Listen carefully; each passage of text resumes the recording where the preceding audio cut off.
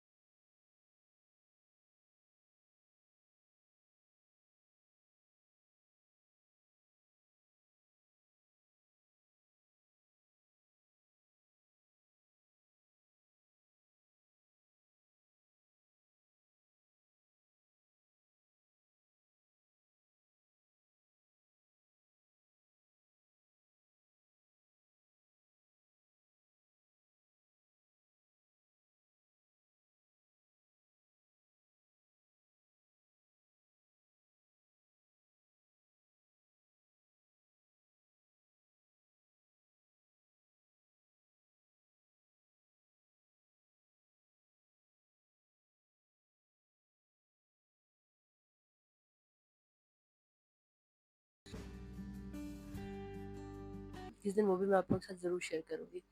उसका डिफरेंट तरीका होता है। और जो ये आज मैं आपको शेयर कर रही हूँ, इसमें श्रेडेड चिकन होता है एक लेयर में, और दूसरी लेयर में ऑमलेट डालते हैं, लेकिन थोड़ा सा डिफरेंट ऑमलेट होता है। इसमें ज़्यादा हम फिलिंग वगैरह नहीं करते हैं, हम कुछ भी नहीं डालते, बस नमक और काली मिर्च। इसमें मैंने भी सिर्फ नमक और काली मिर्च ही डाला है। इसको अच्छी तरह से आप बीट कर लें, और कितने अंडे लेने हैं आप अपने हिसाब से ले लें, इसमें कोई हार्ड एंड फास्ट रूल नहीं है। थोड़े से मीडियम साइज़ के बनाने होते हैं, क्योंकि ज़ाहिर ब्रेड का जो साइज़ है ना उसी में आ जाए। अगर बड़ा आपका फ्राइंग पैन है तो भी छोटे बनाएं, क्योंकि ब्रेड से जो बाहर निकले हुए तो बहुत बुरे लगते हैं, और फोल्डेड भी अच्छे नहीं लगते, क्योंकि किसी बाइट में ज़्यादा अंडा आ रहा होता है, किसी बाइट में कम आ रहा होता है। तो ये अच्छा है कि आप ये लीनियंट अपने जो आपके ब्रेड का साइज़ है ना उसके हिसाब से बना लें। तो मैंने तो बड़ा ब्रेड लिया है, उसके हिसाब से मैं बना रही हूँ। और साथ में खीरा मैं काट रही हूँ, ताकि सैलेड आप इसमें डालें तो अच्छा लगता है। हमारे पास टमाटर ज़्यादा पसंद नहीं करता सैंडविचेस में, सॉगी हो जाते हैं ना। तो अगर आप डालना चाहें आप डाल सकते हैं, इसमें आप लेटस भी डाल सकते हैं, इसमें आप आइसबर्ग भी डाल सकते हैं, जो आपको पसंद हो। मैं तो अपने लिए शिमला मिर्च भी डालती हूँ, मुझे शिमला मिर्च बड़ी पसंद है। लेकिन अभी थी नहीं, इसलिए मैंने काटी नहीं।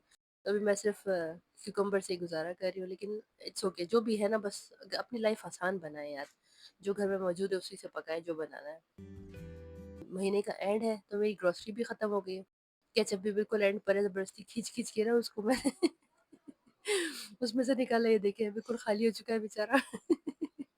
अब मेरी तबीयत ठीक नहीं है, वरना मैं जो है ना मैं डिले नहीं करती, मैं हमेशा महीना खत्म होने से पहले ही लास्ट के डेज में ही जाके ले लेती हूँ ग्रोसरी, क्योंकि फर्स्ट पे इतना रश होता है इम्तियाज पे, कि आप लोगों को पता होगा जो यूज़ करते हैं इम्तियाज को, जहाँ अगर आप ग्रोसरी इम्तियाज से करते हैं तो आपको आइडिया होगा, उस पर बहुत क्राउड हो जाता है।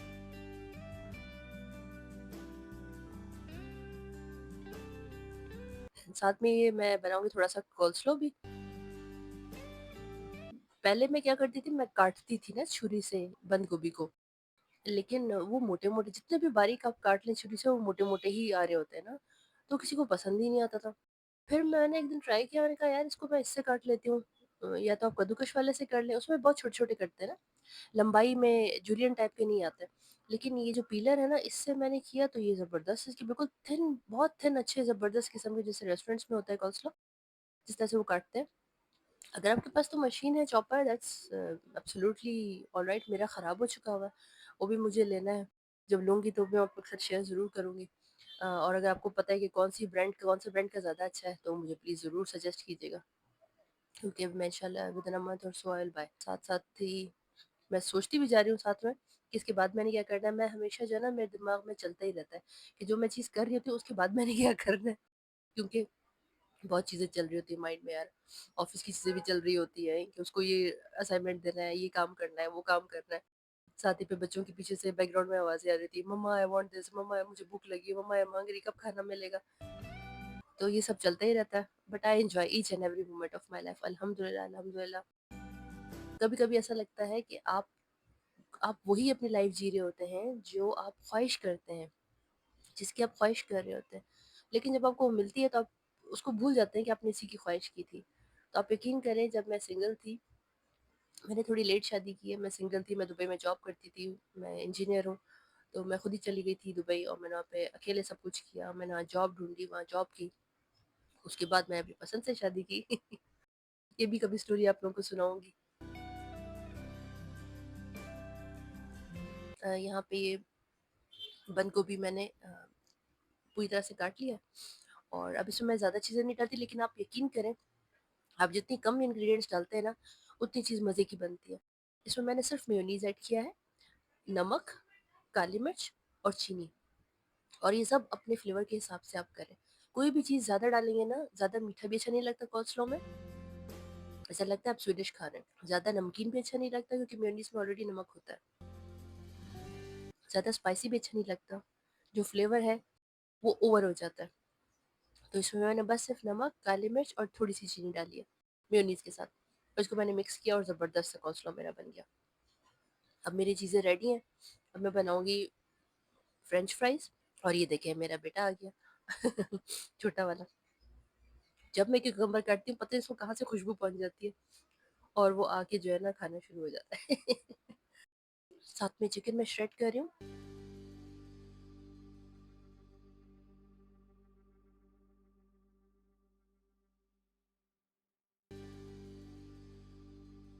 ये चिकन मैं हमेशा ना बॉईल करके फ्रीजर में रख देती हूँ, और डिफरेंट पैकेट्स बना के अपने रिक्वायरमेंट के हिसाब से। और फिर उसी को मैं श्रेड कर रही हूँ।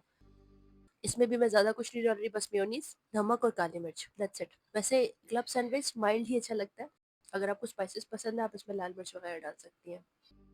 मेरा बेटा उस दिन मुझसे पूछता है, मम्मा what are you doing all the time, taking mobile in your hand, making videos. उसको पता नहीं कि मम्मा जो है ना ब्लॉगर बन रही है। बच्चों की ना अपनी बातें होती है, उनको क्यूरियोसिटी होती है।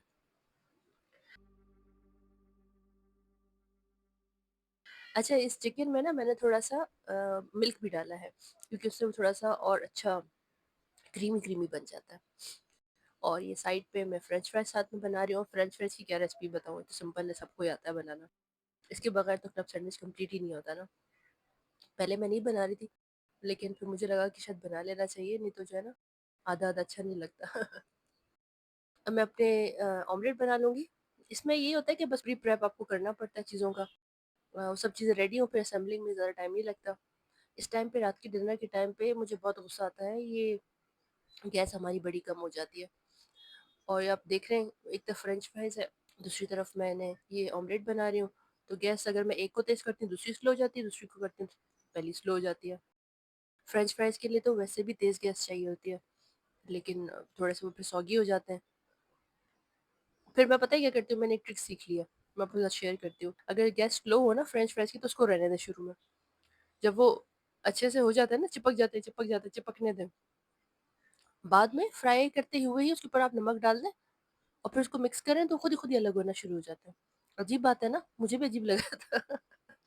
लेकिन एक किसी दिन मैंने सिर्फ टेस्ट के लिए नमक डाला उसके ऊपर, तो वो खुद ही अलग होना शुरू हो गए। तो मैंने कहा वाह भाई, ये तो बड़े मजे की ट्रिक है। तो मैं कहा आप लोगों के साथ जरूर शेयर करूँ। ये फ्रेंच फ्राइज मेरे एक स्लॉट हो चुका हुआ है। अब एक और भी बनेगा, इसमें साथ में ऑमलेट बना रही हूँ। चले, अभी असेंबलिंग का टाइम है। ब्रेड मैंने सेक लिए थे। अब इसकी लेयर में, पहली लेयर में मैंने वो चिकन जो मेयोनीज के साथ बनाया था मिल्क के साथ, वो मैंने डाली है पहली लेयर। उसके ऊपर आप अपनी वेजिटेबल्स रख लें। दूसरी लेयर में आप ऑमलेट के साथ केचप लगा दें।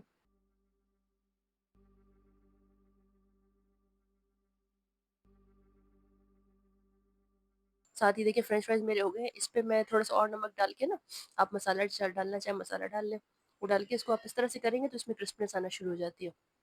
सॉगीनेस इसका ख़त्म हो जाता है। सैंडविच मेरा असेंबल हो गया है। अब मैं इसको ग्रिल करूँगी। ग्रिलर पे थोड़ा-सा मैंने ऑयल लगाया, लेकिन वो गरम होना चाहिए तेज़। तभी, क्योंकि पकाना तो मैं कुछ है नहीं, सिर्फ़ ग्रिल करके क्रिस्प करना है ना सैंडविच को। अच्छे से ग्रिल हो जाता है तो इसको साइड इसकी पलट दें, दूसरी साइड से भी ग्रिल हो जाए। ग्रिलिंग से फ़ायदा ये होता है, एक तो खूबसूरत हो जाती है इसकी शक्ल, ऐसा लगता है आपको रेस्टोरेंट से लेकर आए। कभी-कभी अपने आप को बेवकूफ़ बनाना भी चाहिए ना, अच्छा लगता है। क्रिस्पनेस आ जाती है और गरम-गरम अच्छा लगता है क्लब सैंडविच, क्योंकि जब आप असेंबलिंग कर रहे होते हैं, ब्रेड तब तक ठंडे हो चुके होते हैं। तो ये जी बन गया मेरे क्लब सैंडविच। पीछे से बैकग्राउंड में मेरे हस्बैंड की आवाज़ आ रही है, कितनी देर है, कितनी देर है, कितनी देर है, कितनी देर है। क्योंकि वो भी बेचारे जब ऑफिस से आते हैं तो काफ़ी भूख लग रही होती है यार, मुझे खुद इतनी भूख लग रही होती है ऑफिस से आके, मैं तो कुछ नहीं खाती। मैं थोड़ा भी कुछ खा लेती हूँ फिर मेरा एपेटाइट ख़त्म हो जाती है, बस पानी पी लेती हूँ। तो मैं तो बर्दाश्त कर लेती हूँ, लेकिन शायद आदमियों से भूख बर्दाश्त नहीं होती। और बेटे भी मेरे चीख रहते हैं, मम्मा खाना, मम्मा खाना। तो ये जी मेरे एक सैंडविच तो रेडी हो गया, अभी मैं दूसरे जब तक बनाऊंगी तब तक ये लोग वन बाय वन ही देती हूँ ताकि गरम गरम खा लें।